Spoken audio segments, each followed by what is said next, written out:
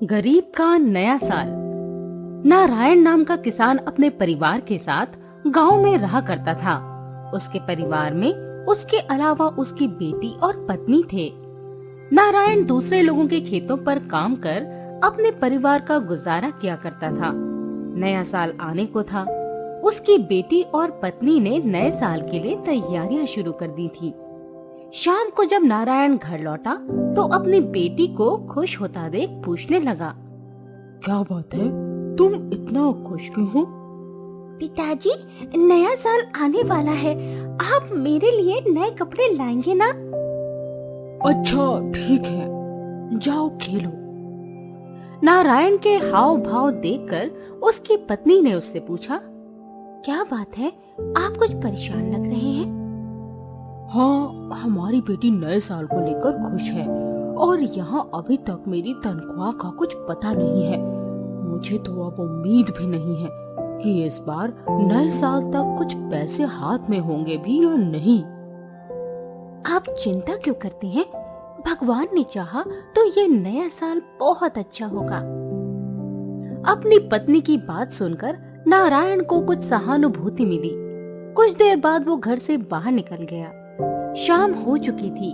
नारायण घूमते हुए गांव के बाहर बने एक तालाब के पास तक आ गया। वो कुछ देर वहां बैठा रहा। उसे नए साल की चिंता हो रही थी। शाम को सभी लोग नए साल के जश्न की तैयारियां करने लगे थे। नारायण को वापस अपने घर लौटना था। मौसम में ठंडक बढ़ने लगी थी। नारायण उठकर जाने लगा, तभी उसने देखा कि तालाब में एक बिल्ली डूब रही है। नारायण ने बिना देर किए तालाब के ठंडे पानी में छलांग लगा दी और बिल्ली को बाहर निकाल लिया। नारायण ठंड के कारण कांपने लगा था। तभी वो बिल्ली एक परी में बदल गई और नारायण के सामने आकर बोली, नारायण, तुमने अपनी चिंता किए बगैर मेरी जान बचाई है। मैं तुमसे बहुत खुश हूँ। बताओ, क्या चाहते हो? मुझे अपने लिए कुछ नहीं चाहिए। मैं चाहता हूँ कि मेरी बेटी को नए साल पर ढेर सारी खुशियाँ मिले और मेरा परिवार खुश हो जाए। परी नारायण की बात सुनकर खुश हुई। उसने नारायण को गर्म कपड़े दिए, जिससे उसकी ठंड दूर हो गई, और उसे एक थैला देते हुए कहा, तुम दिल से बहुत सच्चे हो और हर किसी की मदद करते हो। ये थैला लो। आज के बाद से जो कुछ भी तुम्हें चाहिए, इसमें से निकाल लेना, लेकिन दूसरों की मदद करने का अपना स्वभाव कभी मत बदलना।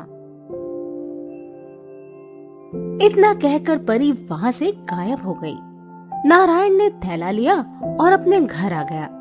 उसने अपनी पत्नी को सारी बात बताई। अरे वाह, यदि ऐसा है तो इससे हमारे सारे दुख खत्म हो जाएंगे। इस थैले से कुछ मांग कर तो देखिए। हाँ, अभी अपनी बेटी के लिए कपड़े मांगता हूँ। नारायण ने थैले के अंदर हाथ डाला और उसमें से नए कपड़े निकले। नए कपड़े देखते ही वो दोनों खुश हो गए। उसके बाद उसने अपनी जरूरत का सामान निकाला और नया साल खुशी से मनाया।